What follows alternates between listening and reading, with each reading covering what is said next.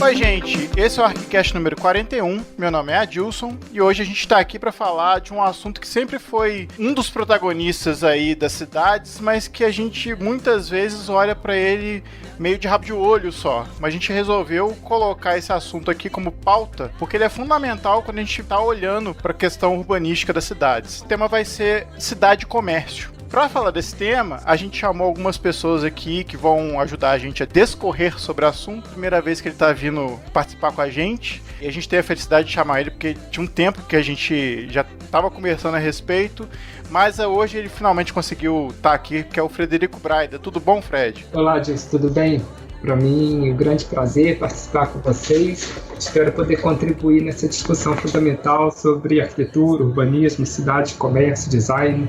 Temas relevantes para pensar os dias de hoje. Só para vocês terem uma ideia, galera, o Fred, ele tem 2 mestrados e um doutorado. Bom, eu tenho um mestrado em urbanismo, pelo programa de pós-graduação em urbanismo da UFRJ, e um mestrado, doutorado e pós-doutorado em design pela PUC-Rio. Bacana. Tá aqui também com a gente o Gustavo, que tem um tempinho que não aparece, mas sempre dá o tostão da sua voz aqui, né, Gustavo? Boa noite. Boa noite. O de quadrinhos ninguém me chamou para gravar, né? Aí, para falar de urbanismo, me chamaram. Vamos aí, beleza. O Braga estudou aqui no Rio também, né? Legal. Isso.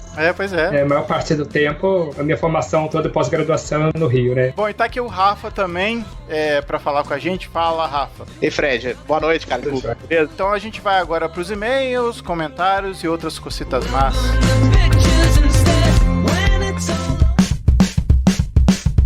Começando mais uma leitura de comentários, tô aqui com a Márcia. E aí, Márcia, tudo bom? E aí, Adilson, tudo bom? Tudo bom, galera? E essa é a minha voz de Darth Vader hoje. É o charme da parada. Pois é. Comecei um pigarrinho ontem, mas beleza, vamos ler isso aqui. Como de praxe, Márcia, como é que essa galera faz pra entrar em contato com a gente? Então, pelo site archicast.com.br, pode ir lá comentar o nosso post e também pode mandar um e-mail pra gente, contato@archicast.com.br, e a gente também tá presente nas redes sociais, como o Facebook, só procurar lá, Archicast, no Instagram, @Archicast, estamos presentes também no Twitter, no Pinterest, e a gente também tem um vídeo no YouTube que tá bem legal. Isso aí. Continuando aqui os recados, o concurso para casa portátil lá da Projetar.org foram prorrogados até o dia 5 de fevereiro. Então, para você que ainda tá a fim de participar, só procurar lá no site da Projetar.org o concurso e fazer a inscrição. A gente tem outros recados também dos posts, né, Márcia? A gente tem um recadinho bacana aqui da Cássia Mano no Facebook. Excelente episódio. Estudei sobre Lynch na minha dissertação e fiquei com vontade de rever os livros mencionados. Parabéns, pessoal do Arquicast. Obrigada, Cássia. Valeu, Cássia, obrigado. Temos um comentário também lá no site, né, Márcia? Isso. Então, a gente tem um recadinho aqui do Eislan Pimenta. Ele fala assim: não desista da leitura. Certamente é uma dica muito valiosa para a semana de provas, quando o professor de urbanismo é dado ao leitor e passa um trilhão de textos de caráter duvidoso. Quando ao escrever, o escritor fala: duvido que alguém entenda, entre aspas, porque, pelo amor, se vocês que são doutores tiverem a dificuldade para compreender, quem dirá eu que sou reles mortal? Quer saber? Melhor é seguir a dica do Rafael e assistir Viva a Vida é uma Festa. E na hora da prova a gente chuta, danada.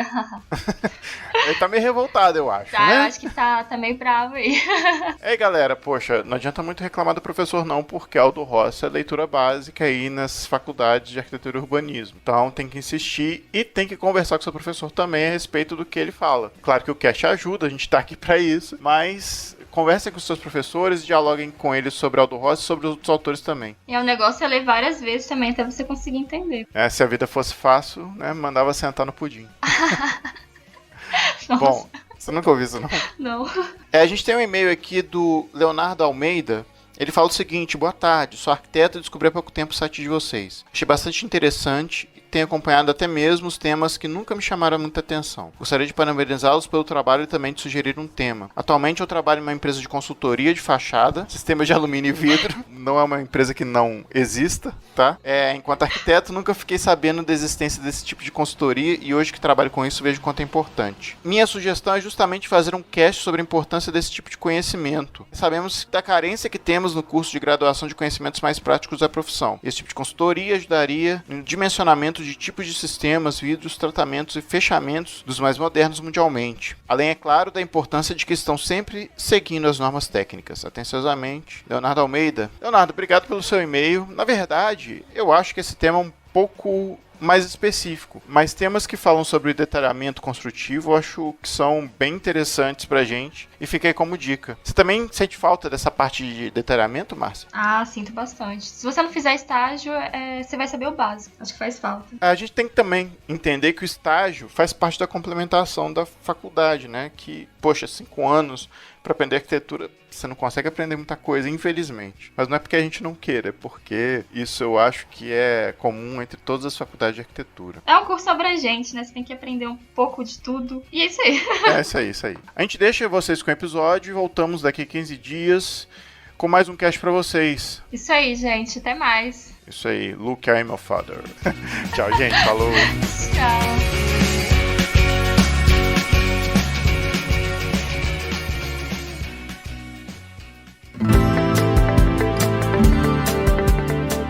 Eu acho que a gente pode começar esse papo aqui falando um pouco como o comércio ele é parte integrante da socialização dos humanos aí para a criação desses ambientes e aglomerações que começaram a surgir quando os homens viram que era vantajoso você viver em comunidade, né? Então, o comércio ele é quase indissociável aí da criação das cidades, né? Você quer começar a falar um pouco sobre isso, Brian? Bom, pode ser. Olha só, o que eu acho que é fundamental, logo de cara a gente pensar na ideia do comércio como troca. E aí, considerando todas as espécies de trocas possíveis. As trocas materiais e as trocas simbólicas também. Então, embora hoje em dia a gente tenha bastante essa noção do comércio como a troca do dinheiro, mas o que é fundamental a gente imaginar é que por trás há uma interação social. Nesse sentido que eu acho que o comércio tem que ser estudado e discutido, mas do ponto de vista da cidade, que é o que nos interessa, dessas relações sociais que ele propicia. Não, eu acho que é nessa linha aí, né? Quer dizer, a partir do momento que a gente começa a ter... A gente vai para essa troca, mas aí talvez a gente precisasse ter alguma coisa para trocar, né? Então eu imagino que quando começa a ter esse, não diria um excedente, mas quando você tem essa produção de alguma coisa, do que quer que seja, a gente provavelmente começa a edificar talvez para guardar, ou talvez a parar de ficar nômade para poder cultivar alguma coisa, e talvez um certo planejamento de espaço comece, né, para poder manter esse tipo de troca. É verdade. Se a gente pensar nas relações humanas, né, além de você trazer o abrigo com a arquitetura, trazer as trocas que são benéficas aí para as populações que, se a gente pensar bem antigamente mesmo, né, o comércio se tornou, né, uma espécie de troca, como o Fred falou. Essa troca se torna mais complexa através da criação do dinheiro e depois a criação também desses núcleos de troca mesmo, de troca de coisas, né? Muitas das cidades que surgiram foram exclusivamente por conta da criação dos comércios que elas favoreciam, da reunião de populações de determinado sítio, que a gente fala um ditado que é engraçado, né, que para você comprar uma loja, por exemplo, o que vale é o ponto, né? E nesse sentido, essa questão do lugar, ela é extremamente importante quando a gente fala de comércio, mas assim, não só para hoje, né, para nossa contemporaneidade, onde você passa numa rua e a aglomeração de pessoas, ela tá mais presente, por exemplo, no centro, que a gente vai discutir depois, que é um local que concentra esse comércio na cidade, né, mas nas eras medievais, onde o comércio ele passa a ser um local extremamente importante, extremamente fundamental para as cidades, não só no seu crescimento, mas no desenvolvimento de outras cidades também. Assim, para nós, ocidentais, né, eu acho que é difícil imaginar a cidade desvinculada das questões da troca, de comércio e prestação de serviço.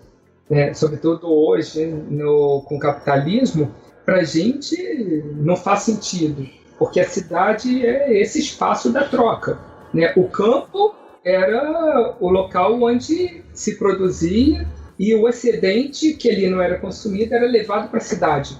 Então, para a gente, essa noção está bastante imbricada, não é? Comércio e cidade. E quando a gente está falando em comércio, a gente está falando de um ponto de vista mais amplo, que é da atividade do setor terciário. né, que inclui comércio e prestação de serviço. Como esses espaços são muito importantes assim, na configuração do espaço público, né, da cidade, em especial da cidade, daquela estrutura que a gente conhece da cidade tradicional e tal, e todas as relações que as arquiteturas e esses espaços formam do ambiente urbano. E o comércio, né, que é uma questão, vamos dizer, dinâmica, que é de função, ela ajuda a gente a entender como esses espaços são vitais. A gente pode entrar em discussão também para a gente vincular a formação das cidades com o comércio, né? Como eu falei anteriormente, muitas das cidades elas eram entrepostos comerciais, elas existiam. A razão de ser da cidade muitas vezes era por conta de ser comércio, né? Seu local de comércio, né? A gente pode ver que, né, na história da cidade, da formação das cidades, o comércio ele sempre vai estar presente e ainda de formas distintas. Se você pega, por exemplo, as cidades árabes, que não entram muito dentro dessa cronologia das histórias lá ocidentais, você tem a formação lá dos bazares, mas você tem as praças de mercado, você passa, depois de mais recente, na modernidade, da formação das galerias, e até chegar nas formas de contemporânea dos shoppings, que a gente também vai discutir ao longo do tempo. Você consegue perpassar por toda a história da formação de todas as cidades, sempre entendendo formas diferentes, ou arquiteturas, né, tipologias diferentes desse espaço da troca, tanto no espaço livre quanto no espaço interior, dentro da arquitetura. O Fred passou aí uma síntese assim, até a questão dos espaços fechados. É uma coisa interessante também como que a questão do comércio se conecta com outros temas também de compreensão da cidade.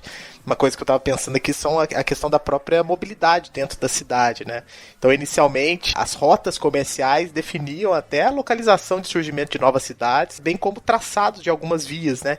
Então a influência do comércio, ela também está dentro da morfologia, se a gente pega da cidade, em especial do Renascimento, né, para frente. Eu acho que sim, alguns nomes lá que a gente pode lembrar dessas formas de comércio também. A gente tem o bazar, a ágora, o fórum, os mercados periódicos, as praças e as feiras, porque a gente também tem que falar do comércio, pensando também nas questões formais e informais. Alguns templos mesmo, né, basílicas, igrejas, funcionavam como mercados também. É isso que eu ia comentar. Esses são espaços que são interessantes, porque a gente poderia ter pensado em espaços multifuncionais inicialmente.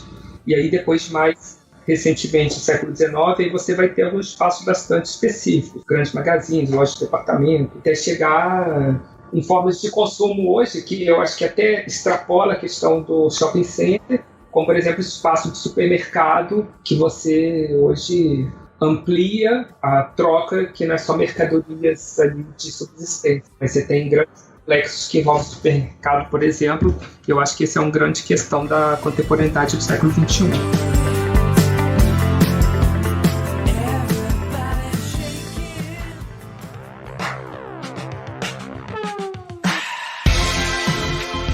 Uma coisa que eu queria perguntar pro Fred mesmo, assim, você poderia comentar a respeito, assim, de como a questão do comércio em si, né, tá conectada um pouco daquilo que eu falei a outras questões. Eu citei a questão da mobilidade, mas, assim, todas as movimentações que ocorrem também de outras funções urbanas, a própria da moradia, da criação de novos bairros, isso também tá tudo atrelado. E claro que isso de maneira diferente ao longo da história, né? Você já citou essa questão da contemporaneidade, dos hipermercados e tal, como que isso afeta as novas maneiras de consumo. Você identifica em qual momento da história houve uma mudança abrupta desse modo, assim? Me parece que havia uma certa continuidade de como esses espaços de comércio eram construídos na cidade, de repente veio uma nova tipologia que mudou essa forma de interação cidade, comércio. Tem um momento assim de ruptura muito visível, assim? Eu acho, é claro que eu vou puxar um pouco de sardinha para minha brasa, porque eu trabalho bastante com a questão das galerias comerciais, mas não só no âmbito da cidade-comércio, mas a gente sabe que a Revolução Industrial, para o campo da arquitetura, também foi bastante importante, assim como a história da sociedade como um todo, né, das civilizações. Mas você tem, na modernidade, né, com a Revolução Industrial, as grandes arquiteturas de ferro e vidro, por exemplo, né, o desenvolvimento de vários materiais, tecnologias construtivas, que aí permitem criar grandes espaços de comércio. Eu acho que esse é um grande ponto de virada na história do comércio das cidades, porque aí você começa a ter grandes espaços que te permitem abrigar bastante gente, e onde é protegido das intempéries, e as trocas podem se dar de forma mais fluida durante dia e noite, né? Porque a cidade anteriormente também se condicionava a ter uma vida diurna, né? A noite caía e as relações tinham que ser interrompidas. Você identifica, então, de certa forma, que existe um momento dessa compartimentação de todas as relações que até então eram feitas no espaço público, né? A gente pode entender mais ou menos dessa maneira, assim, entender cidade e comércio de uma maneira externa, não compartimentada, formando cidades e redes e relações entre elas, e depois o momento onde a arquitetura vem e coloca isso tudo dentro de uma cápsula. A gente pode ver dessa maneira assim, ou é muito, muito superficial essa visão assim? Não, eu acho que é interessante pensar nessa cápsula, mas essa cápsula ainda dentro de um container maior. Claro. Então, obviamente que você já tinha os espaços compartimentados menores, né, das áreas, das lojas, as lojas já existiam. Mas na hora que você cria, de repente, uma grande arquitetura leve, transportável, de ferro, né, e vidro, que te permite uma iluminação zenital, implantação da iluminação noturna, te protege da chuva, é um espaço climatizado de alguma forma, aí você tem acho que um grande salto para prolongar as relações da cidade em um espaço controlado. O que é interessante também é que, assim, todas essas coisas da Revolução Industrial, elas casam primeiro com o lance, né, da gente estar saindo do feudalismo e as relações de troca eram bem arcaicas. Pra gente entrar num modo de produção muito forte da Revolução Industrial, trazendo novos produtos, uma quantidade imensa de coisas sendo produzidas, e aquilo precisar de uma especificidade e de algo mais complexo, e que o capitalismo acaba absorvendo isso de uma maneira muito interessante para as cidades. E aí você tem tudo meio que acontecendo ao mesmo tempo. Eu acho que a Revolução Industrial, como o Fred falou, ela é extremamente importante no sentido de também começar a você ter uma relação um pouco mais complexa das coisas, né, dos produtos, das pessoas, das arquiteturas, que não só abrigam o comércio em si, mas também dão visibilidade para esses produtos que são comercializados. Os grandes magazines vão existir por conta disso, né, as próprias exposições universais vão ser consequência desse mundo que estava exibindo um monte de coisa para muita gente, que também vai ser o próprio significado do capitalismo ali, do comércio em si, vai ser os grandes palácios de vidro, né? Como o Fred falou aqui, que eles eram transportáveis, desmontáveis, né? E que, de alguma forma, a arquitetura, talvez não sendo feita exclusivamente por arquitetos, mas a arquitetura ela vai, como consequência, demonstrar, né, esses novos tempos que estavam acontecendo nessa época, que vai ser tão importante para essa mudança de pensamento, talvez, essa mudança fundamental que hoje a gente tem como patamar, né? E aí, como consequência disso, a gente vai ter as galerias, né, as ruas de comércio, os magazines e tudo mais. Eu tô pensando aqui que, na verdade, depois da Revolução Industrial, né, tem um espaço de tempo muito curto no qual a gente já começa a falar de metrópole, né? Porque de 1800 já para começar em 1910, são quase 100 anos que a gente está quase ali também consolidando o que é o urbanismo em si, né? Porque antes desse período a gente tinha estudos separados. Acho que antes daquela conferência que teve planejamento urbano em Londres, teve uma também acho que na Alemanha, né? E aí todo mundo começou meio que definir qual era o tipo de urbanismo que seria trabalhado depois, e também imaginar como é que seria essa metrópole que juntaria tudo, né? Indústria, casa, comércio, serviço. E aí também tem um outro fato que é como é que o habitante normal da cidade começa a se acostumar com essa paisagem urbana. Porque se a gente vem para antes de 1800, a percepção, se você vai na arte, por exemplo, antes de 1800, a arte ela é toda em cima de natureza. E depois que a gente tem essa virada para 1900, a gente começa já a ter artistas que começam a ter um olhar extraordinário em cima de coisas ordinárias de cidade, né? Castelo d'água, ferrovia, na fotografia, na pintura. Então vai tendo uma mudança por conta de toda essa concentração que o comércio vai trazendo para a cidade. Não só o comércio, né? O comércio, a burocracia, o funcionário, enfim, todo mundo vai indo para lá. Tem a figura do flaner, né? Eu não sei se é criada, se esse termo é criado nessa época, né? Assim, é século XIX. Então, a figura do flaner, que é o cara que a gente chama de window shopping, em inglês, né? O cara que tá olhando ali, passeando e vendo as vitrines, ela meio que vira uma figura comum aí nas pinturas também, nas criações de paisagem pelos pintores e tudo mais. Porque eu acho que esse dado do flaner é bastante importante, porque é a partir dessa ampliação da cidade, né, do conceito de viver a cidade e do aumento das trocas comerciais, que você cria esse sujeito que, no século XIX, lá, Walter Benjamin, né, que insere ele no meio acadêmico, que era uma figura lá do Baudelaire, que é importante para se pensar, então, o sujeito que anda pela cidade, errante, que se permite viver a cidade de forma intensa. Eu acho que essa é uma questão da Revolução Industrial bastante interessante e desse momento também que você começa a ter um fetichismo da mercadoria também, né? Da possibilidade de você desejar e você mostrar, torna esse espaço também de você ver e ser visto. Esse também que é um tema interessante, que vai fazer com que aumente o desejo pelas mercadorias e faça com que as mercadorias comecem a circular de forma mais expedita, né? Não, ainda tem também sobre ver e ser visto, né? Essas ideias urbanistas do começo do século, que elas estão muito ligadas ali também ao começo das ideias comunistas, né?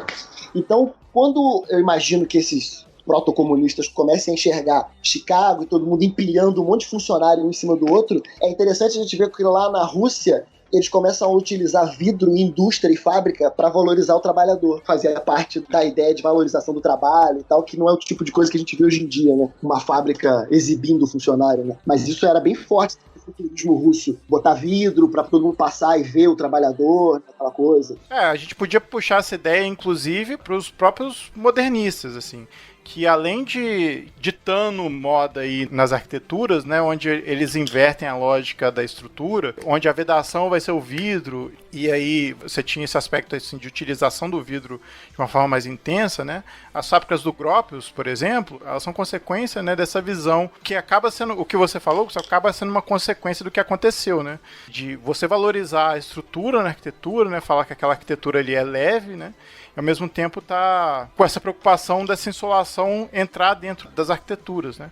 Isso já vem lá também, né, da utilização do ferro do vidro das grandes exposições universais. Né? Tentar lembrar que o Guga falou a questão da formação dessa cidade, né, século XIX, e a figura do Flané. Paris foi a pano de fundo desse personagem, né, vamos dizer assim, dessa figura. Existia uma paisagem propícia para que essa figura errante existisse, né, como a gente tem a figura do feirante lá, das cidades mais antigas e tal. Muda a relação de consumo, muda o ambiente, ou é ao contrário, né, muda-se o ambiente e se transformam as relações de consumo, né? Isso é muito interessante pensando um pouco no Flané meio robotizado, que é o Flané do shopping, né? Eu tô falando isso porque eu às vezes me considero, né? Pô, não tem nada pra fazer, o que você vai fazer? Vai no shopping, aí você fica, anda pra lá, anda pra cá, anda pra cá, anda pra lá. Tipo assim, já é o Flané domesticado, né? Essa figura que nasceu de uma cidade espetáculo, né? Ele foi dominado pelas estratégias de varejo, comércio e tudo mais.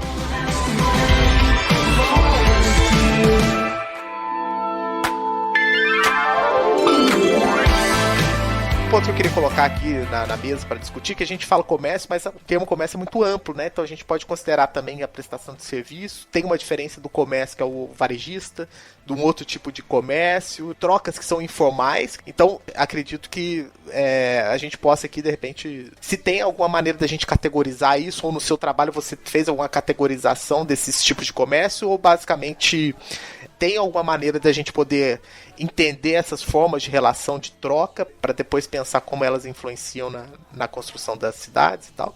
Com certeza, eu acho que as duas grandes categorias que você tem do setor terciário é o comércio e os serviços, né, que a gente poderia dividir.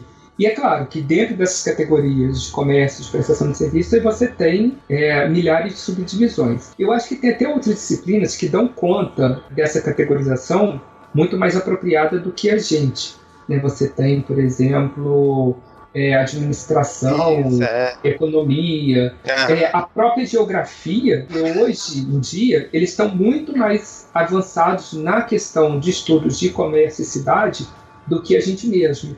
Sobretudo em função de um preconceito que existe por parte dos arquitetos quando se fala sobre o tema de comércio no âmbito da arquitetura e urbanismo. Isso a gente tem a professora Eliana Vargas, da USP, e ela mesma coloca claramente isso nas falas dela, nos livros e nas palestras também, nas apresentações, que o arquiteto e o urbanista acabou deixando de lado esse tema e deixou de aprender com as questões de comércio para poder melhorar a cidade. Muitas vezes acontece de forma empírica, ou você tem outros profissionais que estão dominando mais o tema, e aí você necessariamente precisa de uma consultoria, porque escapa do arquiteto.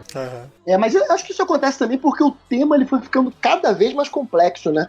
Acho que da mesma forma que o arquiteto foi perdendo uma certa importância em algumas áreas, eu acho que o estudo das cidades também aconteceu isso. Não sei se até arrisco a dizer se não já era hora de o urbanismo estar um pouco descolado, de não ter uma graduação só em urbanismo. Não sei, talvez já seria a hora de começar a se pensar nisso. Com certeza. Algumas faculdades, né, o Rafa, até na França eu acho que tem uma graduação em urbanismo, né? Aqui no Brasil tem uma, na Bahia, mas parece que tem uma briga lá que o conselho não quer aceitar a inserção só do urbanista, né? Então é uma briga que eu não tô atualizado nisso, mas tem uma faculdade de urbanismo na Bahia. Pelo menos há uns 5 anos atrás tinha. Vou até olhar aqui ver se ela continua existindo. Mas o que é interessante, assim, que o Gustavo abordou é o lance que, assim, se a gente parar pra pensar, no planejamento urbano, né, na criação da disciplina urbanismo, o comércio ele sempre foi uma parte importante ali da cidade, né, não podendo ser vendido separadamente, como a gente faz com algumas revistas quando a gente compra na banca. Mas eu fiz uma piada muito ruim.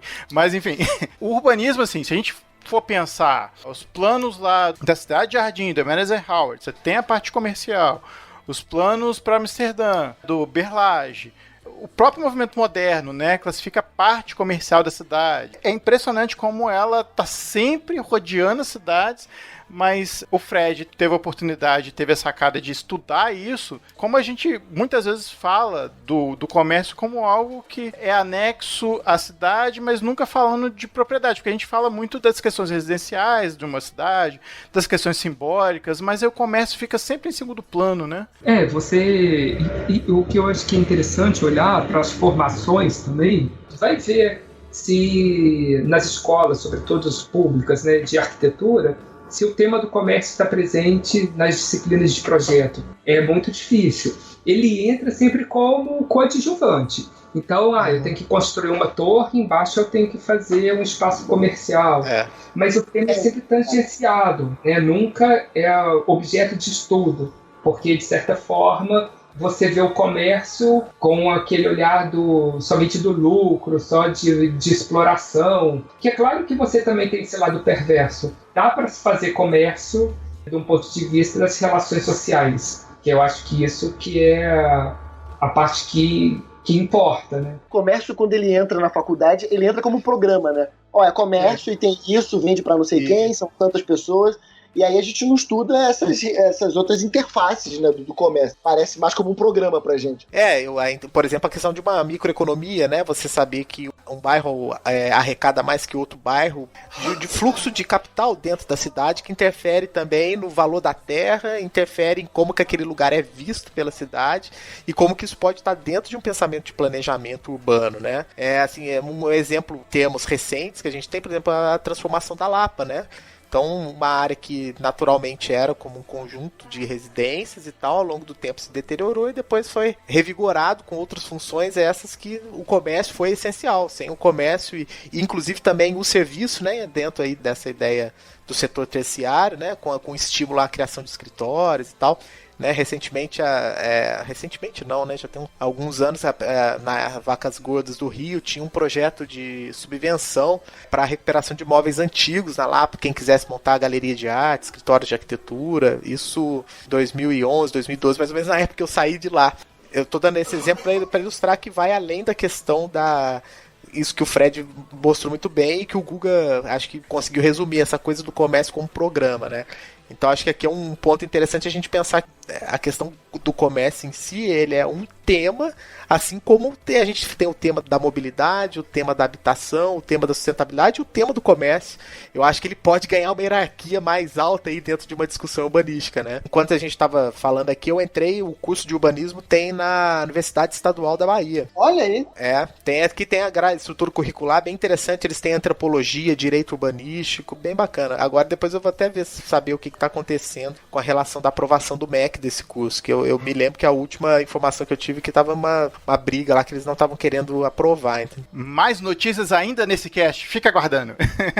Eu só ia complementar também que no âmbito da pós-graduação você tem formações separadas, né? Claro que você tem vários cursos que são de pós-graduação em arquitetura e urbanismo, mas você tem na própria FRJ um programa de pós-graduação em arquitetura separado de um programa de pós-graduação em urbanismo, né? Mas é porque eu acho que a abordagem na graduação ela é muito pretensiosa de achar que você vai aprender a fazer projeto de arquitetura e que o projeto urbano é um projeto de arquitetura em grande escala, sabe? Tem-se essa impressão durante a graduação. E é uma coisa completamente diferente, sabe? O projeto urbanístico não tem absolutamente nada a ver com o projeto de arquitetura per se, né?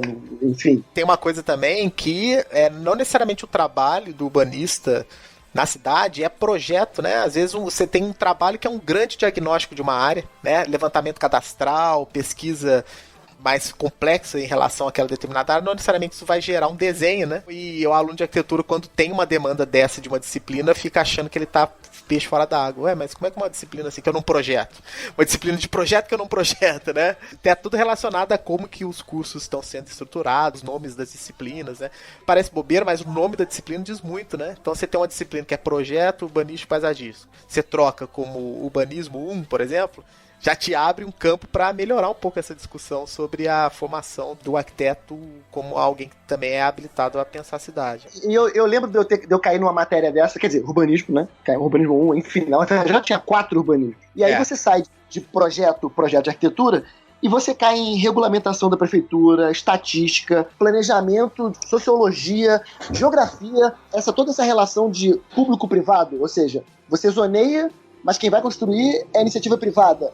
Isso é muito pouco explorado na faculdade. Bom, pelo menos foi na minha, não sei como é que é hoje em dia. E aí você fica bem perdido e no final das contas, se você tenta se livrar como se fosse um projeto de arquitetura, você tenta lidar aquilo como se fosse um projeto de arquitetura. Você pega lá, faz um programinha, finge que a cidade é seu cliente, que é uma bobagem também, né? Bem isso, né? Então você tenta lidar com um projeto daquela magnitude, né? Projeto urbano. Você falou uma palavra aqui, coisa engraçada na cabeça. Zona é um termo interessante, né? Zonear o cara tá zoneando, tá realmente, literalmente zoneando. Quando você tá zoneando, você tá organizando, né? Dependendo na verdade, você tá do zoneando. ponto de vista. Zona vem de zone, é alemão, se não me engano. É zuni.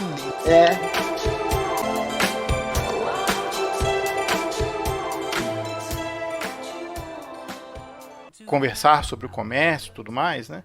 A gente começou a falar aqui dos projetos para cidades que envolvem também as áreas comerciais e que elas passam a ser algo bastante importante nas cidades modernas e contemporâneas. A gente pode falar que nas cidades modernas, assim, na modernidade, no movimento moderno, o comércio foi um ponto importante aí no pensamento para a cidade, mas sendo uma zona ali separada do resto. E aí, na década de 60, a gente tem a grande revolução aí, que a gente sempre discute esses caras, né?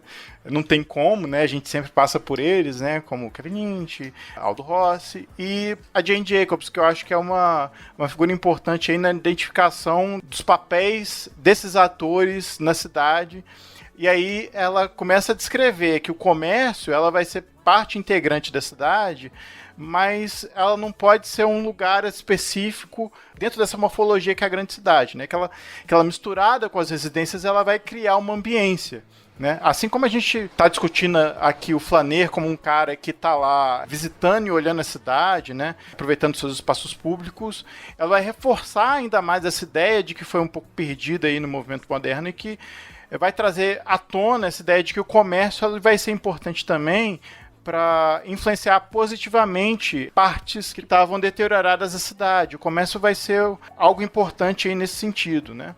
E aí a gente soma isso, né, o desenvolvimento dos grandes magazines e até da criação, a gente pode fazer um paralelo aí dos shopping centers que começam a aparecer. A gente pode fazer esse paralelo, né, de que a gente começa a perceber no comércio um grande potencial urbanístico e ao mesmo tempo que as formas de comércio começam ainda mais ficarem mais complexas, né, nessa organização. Eu queria dar uma contribuição nesse sentido, da transição da cidade modernista para a crítica do modernismo realizado por Jane Jacobs, a inserção do comércio nesses dois momentos. Você tem, com a Carta de Atenas, uma setorização da cidade e o comércio sendo parte importante dessa uma das funções da cidade. E aí, se você pega, por exemplo, Brasília, não a Brasília da formação, mas a Brasília hoje, por exemplo, e aí você que ainda carrega alguns traços desse desenho inicial, para mim é quase que inconcebível você imaginar que exista um setor de oficinas, e Brasília tem,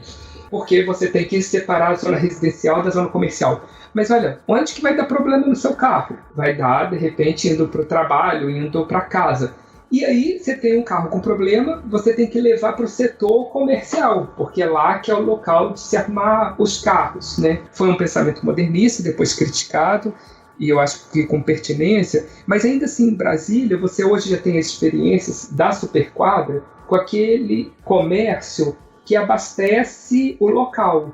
E aquilo já é interessante, né? Aí você tem já ali a padaria, o mercadinho, esse comércio pequeno que atende o sujeito que mora nessas superquadras. E é justamente isso que Jane Jacobs criticava do espraiamento total do comércio, porque ela acredita que esse comerciante ele pode estabelecer vínculos interessantes dos moradores. Né? Então, assim, você ter o privilégio, que eu considero, de sair da sua casa e, de repente, poder deixar a chave da sua casa na padaria, porque uma outra pessoa vai passar e vai pegar mais tarde, essa é um aspecto interessante da vida social da cidade.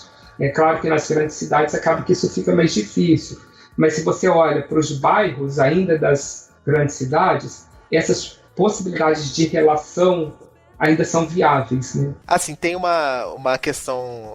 Vamos começar a chamar o bloco do pessoal dos tropicalistas, né? Eu falei Super 8, você falou dos... situações... Como é que é? Situacionistas. A galera da década de 60 lá. A galera da década de 60. Por um lado, assim, também tô... O Stranger Things da década de 60. Lançando aí uma pulga aí pra gente discutir. Por exemplo, a setorização não é um mal do modernista. Eles pegaram e botaram isso dentro de uma manualística, né? De como se fazer cidade. Eu vejo, assim, olhando o comércio, ele tem uma capacidade de autorregulação, de espacial mesmo, assim.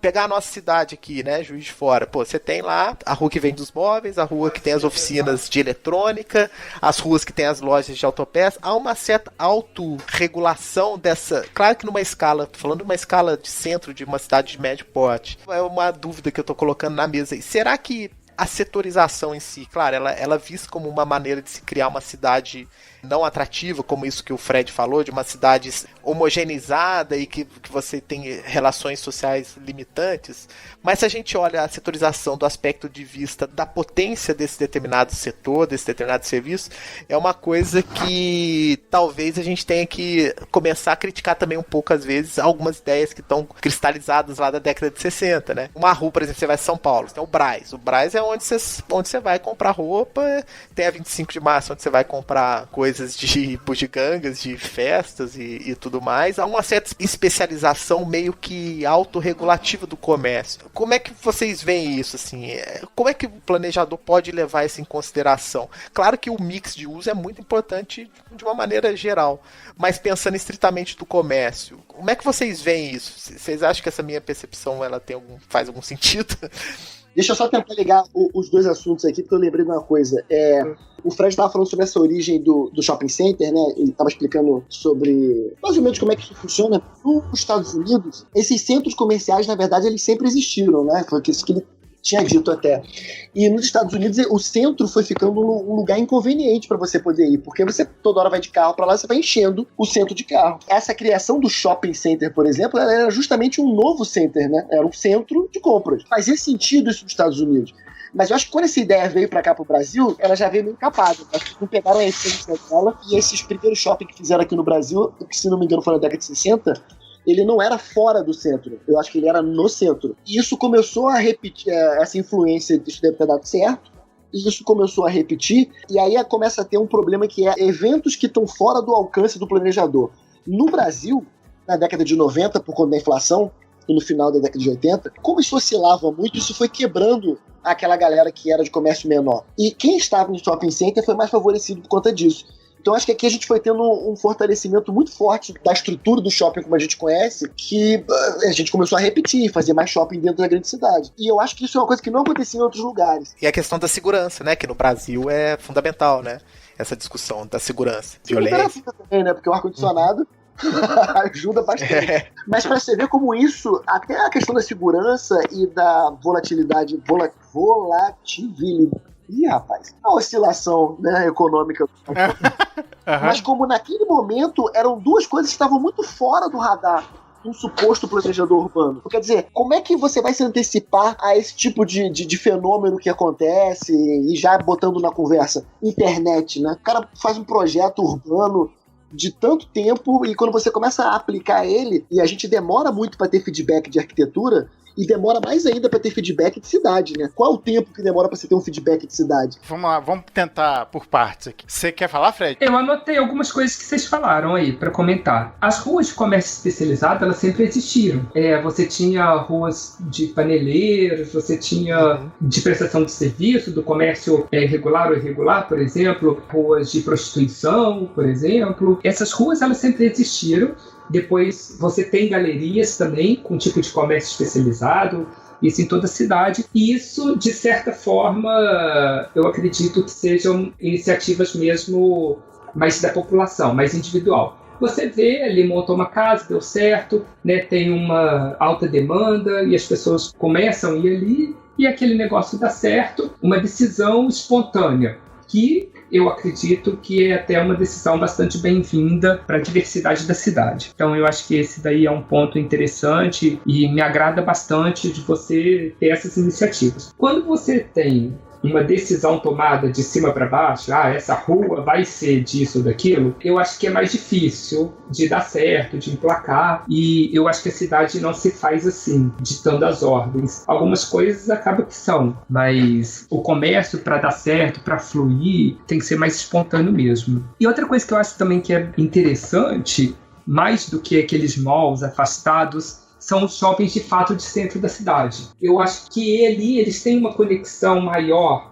com a própria rua, com a via, eles se abrem mais para o entorno, porque a grande crítica que se faz a essas outras tipologias de shopping é que eles são ensimesmados. Eles são completamente desconectados da realidade da cidade. A única forma de acesso ao shopping é o estacionamento. Você cria rupturas bastante grandes no tecido da cidade, que pode ser danoso. Então eu acho que essa é a dinâmica do comércio do shopping mais interessante para a gente também. E a ideia da ocupação desses espaços, eu acho que tem uma contribuição bastante grande do Ren Koolhaas, que ele fala, olha, por que deu certo? É ar-condicionado e escada rolante. É a fluidez do uso desse espaço, protegido das intempéries. Quando você entra nesse espaço, você perde a noção do tempo e é um espaço todo controlado. E isso as cidades, de certa forma, os planejadores, eu acho que deveriam aprender com os planejadores de shopping. Por que o shopping dá certo e por que algumas áreas da cidade não dá certo? Eu acho que aí tem uma estratégia de localização, de distribuição do mix que talvez os planejadores urbanos, urbanistas, governantes, né, se dominassem esse tema, talvez podia ter cidades de maior sucesso. Interessante essa coisa da... Você ter citado, né, a espontaneidade, ela é bem-vinda. Até dentro do shopping center isso acontece. Eles têm o controle, mas às vezes eles mesmos se surpreendem com algumas coisas. Recentemente tem trabalhado muito nessa área, e o mix ele é bem montado, mas eles estão sempre tendo que mexer porque eles não conseguem controlar tudo. Isso até mesmo de um espaço hipercontrolado, a espontaneidade é bem-vinda também. E um determinado tipo de loja que deu certo em determinado ponto e aquilo transforma um determinado pedaço do shopping center, isso é bem recorrente também. É quase que o shopping como um avatar da cidade.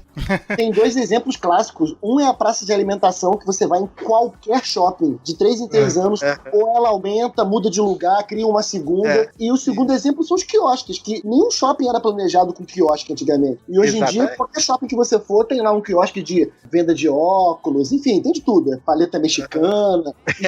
Isso não tá no planejamento disso. Cadeira de massagem. Fazer sobrancelha. Pô, quando você imaginar 10 anos atrás, pô, vou fazer minha sobrancelha aonde? Lá no corredor do shopping. Adilson, a gente fez shopping já, por exemplo. A gente chegou pra trabalhar em estudo com shopping. Não tinha quiosque. A gente lembra de loja âncora, né? Não Começava tinha. com isso. Na verdade, assim, o quiosque foi por 2 coisas. Pra atender uma demanda que você acaba tendo, assim, por lojas menores e também para ocupar os espaços que acabam, em alguns shoppings, ficando muito grandes, né? Alguns espaços de circulação. E também rotatividade. Rotatividade também, E por ser mais fácil, né? É muito mais fácil, muito mais ágil você projetar um quiosque do que uma loja, né? Demanda muito menos trabalho e tal. Os quiosques acabam funcionando como protótipos também. Você instala ali, é uma loja efêmera, mas se aquilo vingar, se tiver uma boa resposta, pode até migrar para uma loja propriamente dita. E agora, essas mudanças no shopping também, tem toda uma estratégia da novidade, porque isso acaba que hoje em dia move as pessoas, né? As pessoas têm que ter novidade, têm que se sentir cada dia uma coisa nova, para consumir o novo. Isso tem muito a ver também com a questão da moda, né? Então, todo dia tem que lançar alguma coisa, mudar de lugar, e aí faz parte dessa estratégia mesmo, né? Do shopping center. Uma coisa que eu sempre cismei, assim, quando uma cidade pega e fala assim, Nova Iguaçu, né? Nova Iguaçu, acho que se não me engano, teve esse projeto. Não, Nova Iguaçu é um shopping a céu aberto. Pô, não é isso, né? É o shopping que é uma rua fechada, né? Uma cidade fechada, né? Engraçado. A percepção da contemporaneidade em relação ao espaço de consumo. Ele tem mais valor do que a cidade, do que o monumento, do que a história. A gente tá ficando pra trás. Os arquitetos estão ficando no fim da fila. Infelizmente, estão no tamanho pro fim da fila. A ideia do controle, né, dessas coisas, de ter um mix em alguns pontos e ter lojas específicas em outro, eu acho que até favorece isso em termos de diversidade dentro da própria cidade, né? É difícil também você controlar, né? Você fala assim, não, aqui você só pode ter 2 padarias, 2 comércios, 2 hotéis. É claro que eles poderiam existir formas de legislar sobre isso. Mas eu acho que isso talvez seja algo que seja menos importante no sentido se a cidade estiver funcionando de alguma forma, ou aquele comércio estiver prosperando. Eu acho que isso se torna menos importante no sentido de deixar com que a cidade meio que faça a sua fruição do que é melhor para ela. E a gente fica também cismado que a gente tem que ficar controlando algumas coisas que talvez a gente não seja capaz de controlar, né? A cidade é tão difícil de controlar, né? Imaginar que você tem uma rua que você controle ali, o que vai ter, o que não vai ter ali. Mas eu entendo essa nossa angústia de talvez um espaço citadino seja melhor que o outro, controlando que algumas peças fiquem melhores dispostas do que de uma outra maneira. Eu acho que, por exemplo, o incentivo fiscal poderia ser uma possibilidade. Porque o que acontece? É claro que isso não vale para todas as cidades, mas você vê um tanto de cidades por aí que elas, com o passar do tempo, o centro tornou-se um centro morto. Então, assim, como você revitalizar, né, trazer vida para esse espaço que é dotado de infraestrutura, que tem um preço da terra bastante caro, o que fazer? E aí, os governantes, administradores das cidades, planejadores, urbanistas, tem que ter estratégias de ocupação desse espaço. Então, assim, eu também não sou a favor desse controle total, mas se é arquiteto, urbanista, planejador que entende de cidade, uma coisa ou outra ele vai ter que dar uma palavra final pro negócio dar certo. O que o Rafael falou eu achei muito fascinante, cara. Eu tô pensando nisso até agora. Dessa questão de que como o shopping é um lugar tão controlado e mesmo assim você tem essa coisa orgânica acontecendo lá dentro. É porque eu tô imaginando em como é que isso poderia ser até uma questão de objeto de estudo, né? Quer dizer, projetar um shopping de repente para um aluno ou para efeito de pesquisa, de repente seria até mais fácil para entender as opções, os gostos daquela população do que você realmente fazer uma cidade inteira, né? Tô aqui só pensando nisso.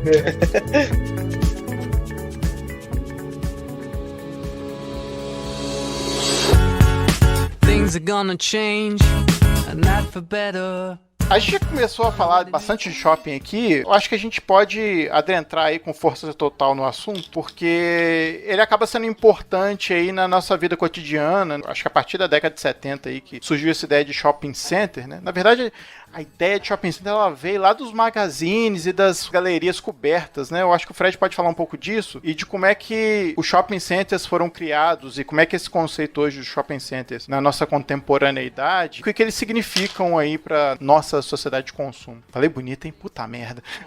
Como você já acabou introduzindo, o shopping center ele é resultado justamente dessa ideia de grande magazine. Você tem lá, né, os boxes, os quiosques, que criam toda aquela rede de comércio dentro de um grande espaço, e também das galerias comerciais, com as lojas ao longo do percurso, e que você caminha. Agora, o que eu acho que ele traz de inovação é que ele concentra um grande mix de função que você vai colocando uma do lado da outra de forma organizada. Você tem uma administração central bastante forte. Você tem alguns shoppings que venderam as lojas e aí os proprietários das lojas são os proprietários dos imóveis, conforme um condomínio, formando um condomínio. Esses daí deram mais errado, porque cada um se acha no direito de fazer o que quer com aquela loja. Quando você tem uma administração central que detém, né, as decisões e aluga, arrenda essas lojas, e aí o shopping como um todo ele tende a dar mais certo. Mas é a ideia de trazer para o mesmo lugar, né, prestação de serviço, comércio, espaço de lazer, tudo isso protegido das intempéries, aí praticamente é um sonho que quase todo mundo quer. É claro que você tem pessoas que acabam são avessos ao shopping, mas assim, se você contar, né, todos os benefícios que ele pode proporcionar, é difícil de alguém falar que não queria ir para um lugar desse.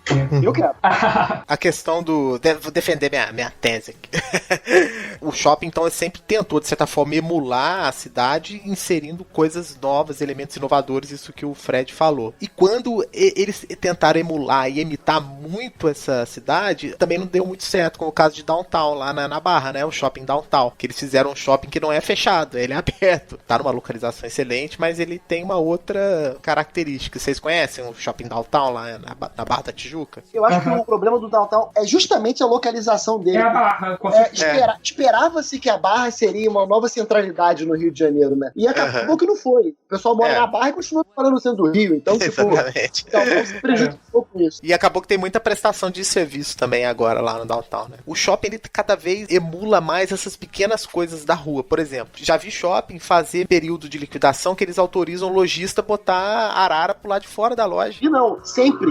Black Friday eles botam aquelas bexigas na rua. Eu não dou 10 anos pra ter o cara de megafone falando lá, entra aqui, blá blá blá. Daqui a pouco vai ter o tiozinho do Super Bonder lá, caiu aí, Super Bonder é R$1. Eu ando toda a cidade, cara, que já tem até arrastão dentro do shopping. Então, ao momento que essas duas faces aí de vida em comércio estão se colidindo, né? É uma coisa interessante e que tem um pouco a ver com, eu não sei, Fred, a minha percepção, quando a gente pensa na galeria, ela já é a colisão disso, né? Então já existe a colisão disso, por isso que o centro de Juiz de Fora tem uma das características mais interessantes, assim, né? De ter isso potencializado. Isso, eu acho legal a gente falar sobre o centro de Juiz de Fora. Me desculpem aqui o resto do Brasil, mas acho legal citar uma característica interessante que até o Fred escreve sobre ela.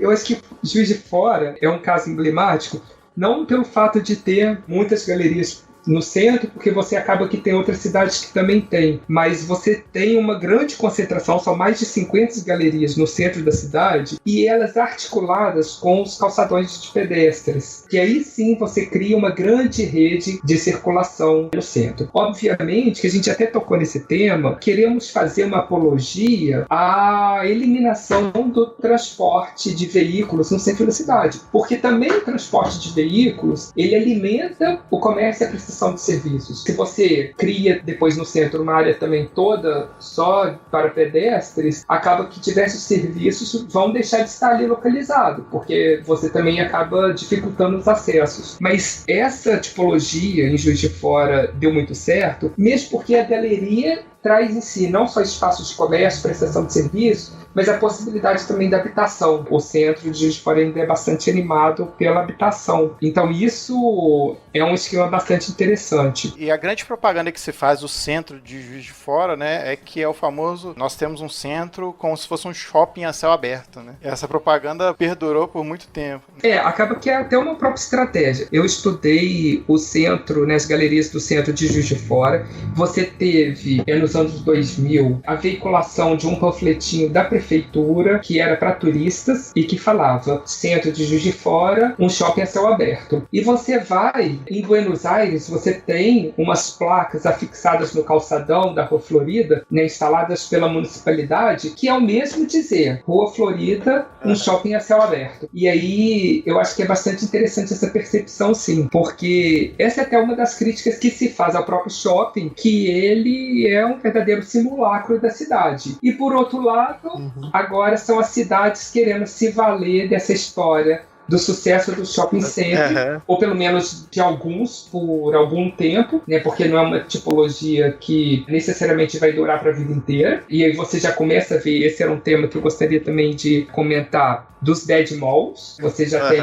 centros comerciais que agora já estão virando hotéis de luxo, ou estão virando edificações de escritórios, por exemplo, porque aquela dinâmica do comércio propriamente dito se perdeu, não tem mais razão de ser. A própria dinâmica de algumas cidades, elas proporcionam com que os shoppings, eles se aproveitem só da novidade de ser um shopping. E aí depois de uns 5, 10 anos, eles acabam morrendo. Isso tem um problema sério. Nos Estados Unidos, de morte de shopping centers, assim. Shopping centers que modificaram seus usos, mas tem os piores, os shopping centers completamente abandonados, né? E aí eu vejo uma galera aí do novo urbanismo, né, que na época estava se discutindo muito a questão dos subúrbios americanos e desse medo que eles já tinham nessa época, né, dos shoppings se esvaziarem. E aí, assim, algumas dessas soluções do novo urbanismo previam essa reutilização dos shoppings e até mesmo parte desses shoppings serem implodidos e junto com os estacionamentos que eram grandes vazios, você complementar com entornos urbanos mais interessantes, né, onde você consiga ter residências também,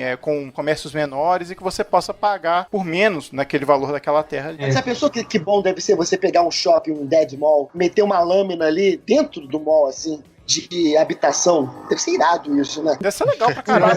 Um embasamento de shopping e uma lâmina assim residencial. Porra, foda. Faz um falanstério lá dentro. Tem um desenho que o James Howard Kunstler faz a respeito desse entendimento de o que o shopping pode virar daqui a alguns anos, né, que é bastante interessante. Começa a criar ruas onde tinha estacionamento, lotear as terras ali, é interessante, é bacana. E tem umas coisas que ainda são mais curiosas desses shoppings que um dia nasceram, se desenvolveram e de repente morreram, perderam a função de ser, mas eu tive em Uberlândia faz uns 5 anos e voltei agora no finalzinho do ano passado, em dezembro, e você tem um shopping lá natimorto, porque assim, ele nem chegou a ser inaugurado, a obra está completamente parada, porque me parece que não foi adiante, não vendeu as lojas, sei lá o que foi que aconteceu. Mas deve ser a crise, né? Então quer dizer que ele nem nasceu, parece que estagnou lá. A China é cheio de shopping, assim, na verdade na China é cheio de cidade, assim, né? Os índices deles de empregabilidade são todos artificiais por conta da construção civil, né? Então eles estão sempre construindo alguma coisa para manter os níveis de emprego. Eles constroem cidades inteiras, cara, que não vão pra frente. Eu peguei um trem de Pequim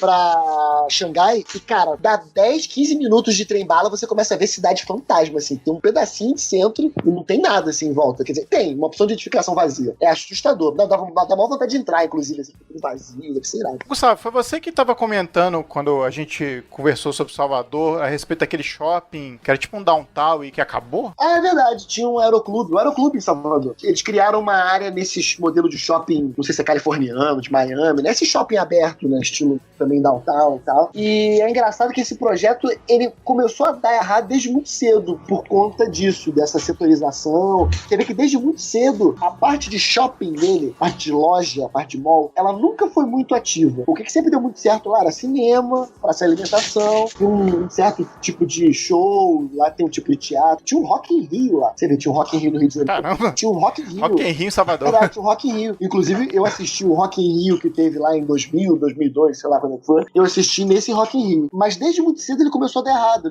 A parte que dava certo era isso só. E aí ele foi deteriorando, e cara, no final, assim, era uma coisa assustadora, porque já tinha assalto no estacionamento, só que é de Salvador aí, vai depois falar aí nos comentários. Você tinha aquelas lojas âncoras que já não estavam mais dando certo, americanas, né, e tudo mais. E demoliram, cara. Porque assim, demoliram, não tem mais nada. Você passa lá hoje em dia, tá tudo demolido, tá tudo zero, assim, sabe? Terra plana. Caramba, não tem terra plana? E aí tem um programa pra lá agora, mas eu não lembro o que é. Mas é verdade. Fizeram um shopping que era completamente fora da proposta pro local e não deu certo. Fora também que tinha uma questão de que ele era na frente da praia. A Marizia rolava solta lá. Existe uma categoria que chama Architecture Porn, que fala dessas arquiteturas que são abandonadas, e os caras vão lá tirar foto com drone, vão invisível. É legal, cara, e é interessante que assim, o Dead Mouse... É legal só pra gente, tá? Beleza, vai lá. Não, cara, chorando ouvindo esse podcast agora. Nada, esses caras não dão ponto sem nó. Quando eles abandonam o navio, eles já estão com outras coisas. É verdade. Não necessariamente shoppings estão desativados. Quando shoppings que já estão com mais de 70% de vacância, eles já são considerados dead malls. A gente tem aqui em Juiz de Fora né? O Shopping Bom Pastor, né? Foi feito um shopping num bairro residencial, né? Pra quem não conhece a cidade. Ele foi feito todo na base de um edifício residencial. E ele queria ter essa característica de shopping, mas ele não tinha conexão com as ruas, ele tinha um acesso só, então ele virou uma grande área de lojas de prestação de serviço, estoque. Meu primeiro escritório foi nesse shopping. Foi. Ele ali é uma galeria, na verdade.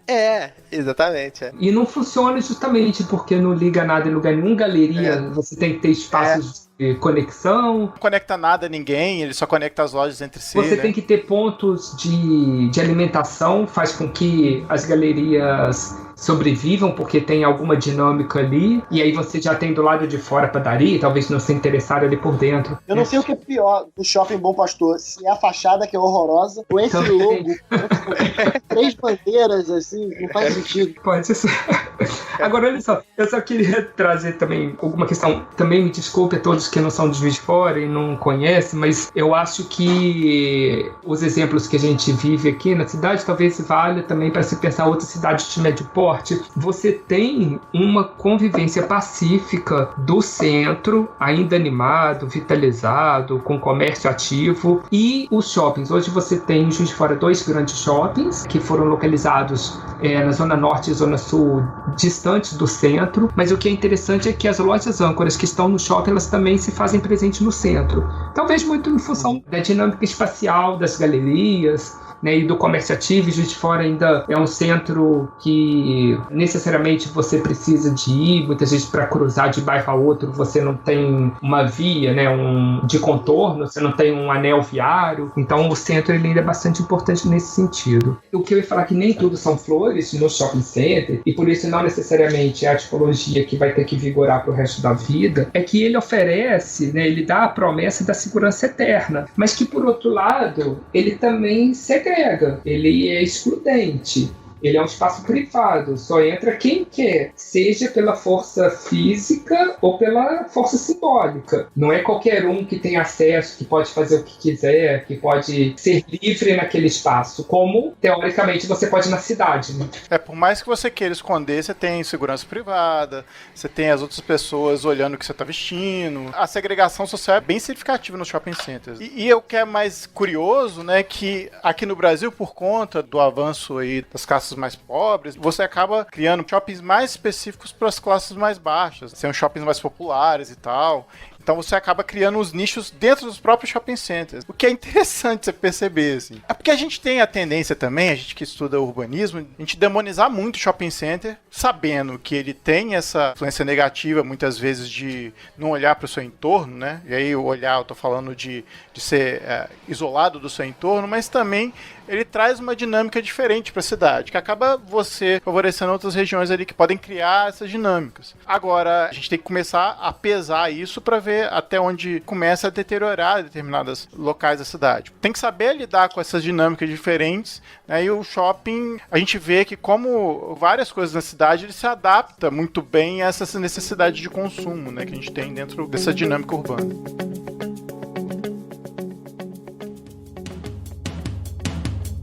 Então, A gente pode ir, então, para a parte final da pauta, que a gente pode discutir a questão do comércio no mundo globalizado e da internet. Que a gente tem o e-commerce, né? Cresceu e vem crescendo muito, principalmente na última década aí, e que veio, de alguma forma, para rivalizar com o comércio de rua, com o comércio que é o comum que a gente vê aí nas cidades. E por conta disso, né, assim como muitos disseram aí que televisão vai acabar com o cinema, sabe? De que o e-commerce vai acabar com o comércio. E a gente vê aí que o comércio ele vem sempre se readaptando a essas novas necessidades que a gente tem, né? A gente consegue fazer uma relação desse espaço virtual com o espaço real, ou Fred? Pois é. Ou foi muito fundo aí? Não, eu acho interessante. É um outro cast. Pensar no e-commerce, porque a gente tem uma visão talvez muito tecnicista e a gente esquece que todo o processo, né, que envolve aquisição de mercadorias ou até mesmo a contratação de serviços via internet, tem toda uma infra por trás que é feita por gente, que é isso que ainda assim é o comércio. E a gente acha que é máquina. Não, mas para mercadoria ser adquirida no site e chegar na sua casa, não é extraterrestre que entrega, não é? Não é. São pessoas. Ainda não. É o drone da Amazon. Isso, o extraterrestre entregaria mais rápido que o Correios BR, vou ser sincero.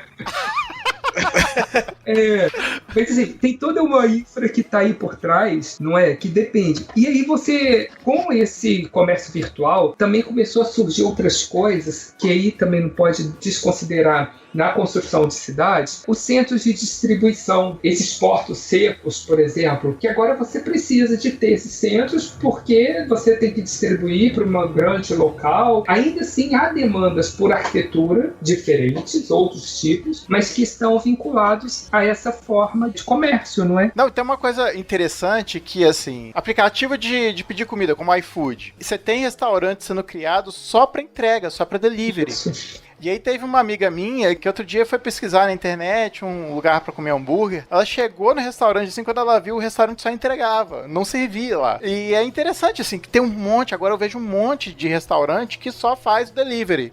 Agora você tem que sobre o comércio digital detonar o shopping, alguma coisa assim. Eu li uma vez que algumas cidades que foram construídas especificamente por conta de comércio e a questão falava bastante de Dubai, é que essas cidades elas vão sofrer um baque violento por conta do e-commerce. Porque, eles têm shopping um do lado do outro. Eles fizeram, lá tem shopping de um lado, você atravessa a rua e outro shopping. A população que vai pra essa cidade, quer dizer, a população que vai pra essa cidade não tô falando de turista. Gente que já mora lá, já é uma garotada que também já consome muita coisa pela internet. Então, tipo, eles diziam que não ia acabar com o shopping, mas que ia chegar bem perto. Essas grandes construções pra compras que elas ia ter que ter uma redimensionada e talvez fosse ocupada por escritórios e tudo mais. Aliás, eu particularmente sempre achei que escritório de arquitetura devia estar dentro de shopping. Eu não sei porquê, devia ter uma loja, tipo, sei lá, uma loja de revelar foto, né? Nossa, loja de revelar foto. Olha o que eu falei. Tem uma loja de...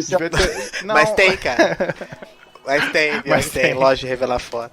A pessoa podia contratar o serviço, nessa hora. O cara ele sai com a esposa, vai pro fim de semana no shopping, comer alguma coisa. Quer fazer alguma coisa em casa e tudo mais, já passou ali, já tem um estudo de arquitetura, já pega um cartão, já senta, já vê. Deveria ter. Se eu pudesse, se eu tivesse dinheiro, eu faria dentro de um shopping. Você tem que ver lá. Americanas, não sei o quê. E os... Tipo agência de viagem, né? Isso, tem que ser tipo agência de viagem, escritório de arquitetura. Eu acho que pode funcionar assim. Porque essas lojas, assim, para que elas estão ali? Porque são compras por impulso. A gente passa, olha a vitrine, deseja, entra e compra. É diferente de prestação de serviço, que muitas vezes você vai atrás daquele serviço. Não necessariamente você está passando e deseja o serviço. Então, eu acho que poderia ser uma experiência interessante. Tem que ter um escritório que vai ter bala na agulha, né? Para se localizar. Essa. Mas tem muito escritório aí mascarado, viu? Os caras têm bala na agulha pra fazer isso, viu? Aliás, a primeira coisa que um escritório de arquitetura... como é bom não trabalhar em escritório poder falar essas coisas. Como um escritório de arquitetura, se ele é muito importante, a primeira coisa que ele faz é se esconder no edifício residencial, cara. Eles vão pro residencial, se escondem lá, não botam placa, não botam nada. Eu sei que a agência de publicidade também faz a mesma coisa. Os caras se escondem em algum lugar, num bairro residencial. Eles não estão lá no endereço comercial, com placa, com nada. Os caras se escondem E sabe-se lá, né, o que rola lá dentro. O que rola lá dentro, Rafa, de um escritório desse? Não. Fala aí. O do Rafa é esse? Não, o meu tá num edifício comercial. O seu sonho, na verdade, é pro escritório residencial, né, cara? Pra ser maior. Tô brincando. Não, mas essa coisa do escritório no shopping com vitrine é interessante, Eu acho que isso vai acabar acontecendo, como a gente tem um novo shopping aqui que tem esse serviço, Gustavo. Inclusive, nesse shopping tem uma gráfica lá com uma plotter. Então, se você montar um escritório lá, cara, você tem uma plotter do lado. Tá tudo certo, sacou? Já tem a plotter, pô. Já é uma coisa que já tem a plotter lá. Só acho que os shoppings vão cada vez mais agregar essa ideia de lojas de prestação de serviço dentro dele, porque você acaba engessando muito, né, se for um comércio imediato, né, se for só de loja. Pois é. Né, você já tem a praça de alimentação, que já é própria do shopping center, e essas prestações de serviço, tipo a massagem que você faz lá no meio do shopping, no quiosque, ou aquela compra que você faz, sei lá, da capa do telefone que você vai comprar, que é um comércio mais imediato e tal, que você não precisa de tanta estrutura, né? Eu acho que falta a profissão, essa visibilidade, sabe? Falta o cara passar e falar, olha só, arquiteto, não passou pela minha cabeça. Aí o cara vai lá ver, pergunta. A gente ainda tem esse estigma de que é caro contratar um arquiteto, sabe? Aí você abre uma gavetinha, ó, que tem uns projetos prontos aqui, ó, quer levar? Tá boa, cara, eu gosto dessa ideia, é sério. Já é um subproduto, quer dizer, isso vai acontecer. Alguém vai canibalizar isso. Alguém vai fazer um McDonald's de arquitetura e vai conseguir ser bem sucedido com isso, entendeu? Mas eu acho que falta essa visibilidade pro trabalho. Eu concordo. Tem gente que passa em loja de móvel e paga muito mais caro do que um projeto de arquitetura para fazer um móvel planejado. E nessas lojas de shopping. Então tá aí a ideia. Quem fizer, me chama. Tá? Quem quiser fazer. Pô, não, a gente podia pelo menos vender caneca no shopping, né? Caneca do escritório. Caneca, camisa. Assim, o cara entra nessa loja. Pô, infelizmente eu não vou poder contratar um projeto, mas eu vou levar aqui esse souvenir aqui, uma canequinha, um lápis, uma camisa. Ué. Camisa com engraçadinhas de arquitetura, né? Tipo aqueles bichinhos que o Curras fazia. Vai levar o 3D do projeto emoldurado, né? Como tá na sala. Fica ideias para todo mundo. Várias ideias. Pô, aí. Quem for dono de shopping center, beijo, me liga, como diz o Lili.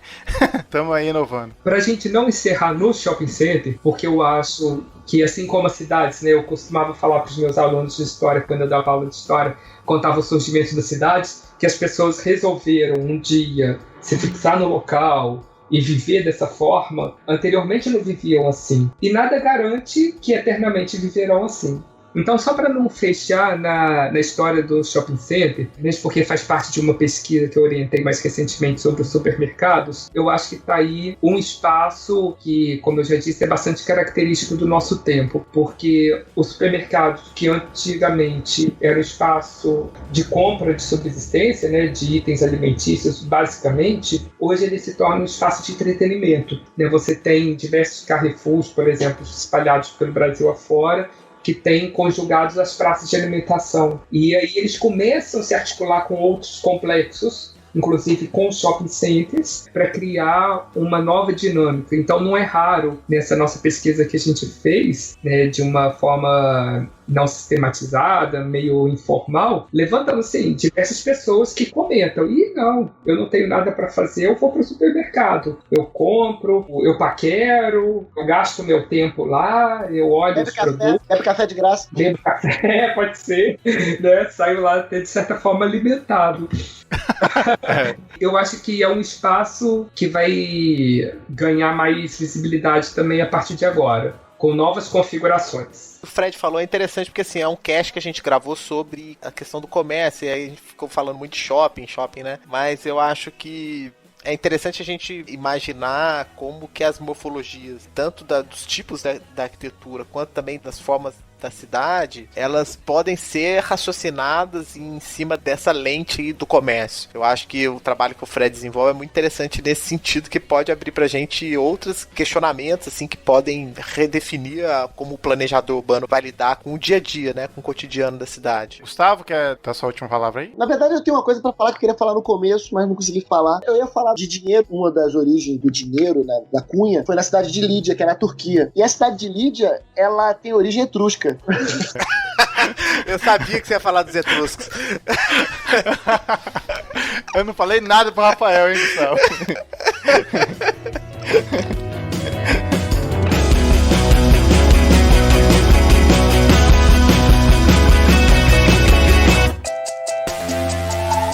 Bom, a gente? Pode ir para as dicas, então? Pode ser. Então, vou dar minha dica aqui. Tem duas dicas. Primeira vez que eu tenho, acho que 2 dicas. Uma é o TED do arquiteto Mark Kushner, e o nome do TED é Por que as construções do futuro serão moldadas por você? Eu nem acho a obra, assim, do Mark Kushner excepcional, se você procurar tudo que o escritório dele já fez. Agora, ele para explicar arquitetura, assim, porra, é um cara bem didático e tem uma linha de raciocínio bem interessante. Eu gostei tanto desse TED que eu comprei um livro dele, que não é a dica, mas eu vou dar de bônus. O nome do livro é O Futuro da Arquitetura em 100 Construções, que ele fica falando do que vai ser de arquitetura, enfim, que a gente pode pensar em casa que anda, casa que voa, enfim. Pra quem tá na faculdade, quem ainda discute, pensa, trabalha com isso, é bem bacana. E a segunda dica é um livro do Alain de Botton, que fez aquele Arquitetura da Felicidade, é isso? Isso aí. Pois é. Ele tem um livro chamado Arte como Terapia. Porra, eu acho que é uma das coisas mais legais que eu já li do tema, assim, de pra que serve arte. E a proposta dele nesse livro é dar uma ideia de que a arte tem uma função terapêutica. A arte ajuda você a viver melhor. E ele vai citar em quais campos isso acontece, com dinheiro, com natureza, sobre o amor. E ele pega a obra, quer dizer, além dele ter o texto dele que também é muito claro, muito didático, assim, ele pega a obra por obra e vai ilustrando. Livro bom de ler. Além de eu já ter lido mais de uma vez, fica sempre com cabeceira aqui para escrever texto. Alain de Botton, Arte como Terapia. Quem quer ser o próximo aí? Eu tenho 2 dicas também, pode ser? Pode, claro, manda ver. Tá, bom, a primeira dica, ela é a respeito de um livro, eu gosto bastante do Ren Koolhaas, e ele tem 2 livros que trabalham sobre o tema do comércio, dos shoppings. E aí você tem o Project on the City 2, ele é um trabalho que ele desenvolve em Harvard, e aí eu acho que vale bastante a pena a ler, porque tem uma diagramação também interessante, a gente aprende graficamente com o livro, assim como eu acho que a obra do Ren Koolhaas como um todo. Inclusive, num dos livros você tem uma capa que é exatamente uma escada rolante e um monte de cifrão, e ele vai discorrer sobre os diversos aspectos do comércio nesse livro. Gosto bastante. E a segunda dica, ela é mais acadêmica. Fica aí a dica do 6º Colóquio Internacional sobre Comércio e Cidade, que vai ser realizado agora nesse ano em Porto Alegre, de 3 a 6 de setembro. Eu sou um dos organizadores do evento, que começou com a professora Eliane na USP de São Paulo, seu grupo de pesquisa, e ao longo do tempo foram sendo agregados outros pesquisadores, e eu já estou há 3 edições participando desse evento. E aí está com a chamada aberta para submissão de trabalhos até 15 de março. E aceita todo tipo de trabalho, não necessariamente só trabalho acadêmico. Isso que é um dado legal desse evento, ele tem uma parte também que é informal, que é de concurso de fotografia sobre o tema do comércio. O próprio congresso faz um leilão de livros, que é uma espécie de cada um vai lá, né, a gente leva os nossos livros, ou tem alguns que são adquiridos, e as pessoas vão dando lance no último dia do congresso, num determinado horário, fecha aquele leilão, então alguém ganha o livro. É um evento bastante interessante que eu acho que vale a pena quem se interessar pelo tema de acompanhar. O site comerciocidade.com. Bacana. Fica a dica aí para os alunos, estudantes e para os velhos de guerra que nem a gente. Minha dica de hoje vai ser o livro do Cristóvão Duarte, que chama Forma em Movimento. Nesse livro, ele faz um paralelo entre como é que a cidade se desenvolve e como é que as pessoas se locomovem nas cidades, né? Quando é que esse movimento começa a ficar rápido, como é que esse movimento começa a ficar lento, desacelerar cada vez mais. E aí falando um pouco dessa história também, da relação da cidade e do comércio, que é fundamental, né, para entender as cidades aí. Minha dica vai ser igual do último cast, assim, mais a ver com férias. Anteontem, eu vi, estreou uma série sobre brinquedos que marcaram época na Netflix. Então, o nome da série é Brinquedos que Marcam Época. E tem, cara, um episódio sobre a turma do He-Man. Os mestres do universo. E foi coincidência, porque eu tinha alguns desses bonecos, eu guardei e meu filho hoje tá brincando com esses bonecos, né? E aí a série mostra a história e tal, e uma coisa que eu não sabia é que eles foram criados para competir com os bonecos do Star Wars. Então, assim, os bonecos, os brinquedos vieram antes dos desenhos que a gente cresceu assistindo e tal, né? É muito interessante a história, entender o que rolou por trás da criação desses brinquedos. Assim, aí a série fala do G.I. Joe, Barbie e tal. Então uma coisa aí pra uma dica de férias. Galera que curte uma nostalgia, entender um pouco a história dos brinquedos que marcaram a época. A gente vai encerrando aqui então o cast. Ô Fred, obrigado, cara. Você fica convidado aí pra participar mais vezes quando a gente for falar de shopping de novo. Estou à disposição, foi um grande prazer. Eu tenho acompanhado também o trabalho de vocês, bastante interessante. Sempre que eu posso, que eu vejo, divulgo também no meu Facebook. De parabéns, obrigado pelo convite. Pô, obrigado. Valeu, Fred. Pô, Gustavo, aparece mais vezes, cara. A gente tá com saudade de você, Me cara. chama com antecedência, né, que eu venho. Sim, senhor. Com 20 minutos tá bom, né? Rafa, valeu, cara. Obrigado aí. Valeu, Fred, valeu, Guga. Aqui, Guga, pô, essa ideia é muito boa, hein? Isso poderia ser uma dica. Arquitetos, montem seus escritórios em shoppings. A gente volta daqui a 15 dias com mais um cast pra vocês e até logo. Valeu! Valeu. Valeu. Não, então vamos introduzir então o assunto shopping pra gente adentrar. Antes você... então tá, vai lá. Depois você edita, Edson, depois você Fala. edita. Vai se fuder, o que é muito mais fácil eu falar aqui dos temas e Você já pô, falou fica do muito shopping. mais fácil, cara. Você já falou, e o Rafael falou do shopping, tem 20 minutos que ele falou do shopping. Cara, você não edita, então. Não edita, fica na sua aí.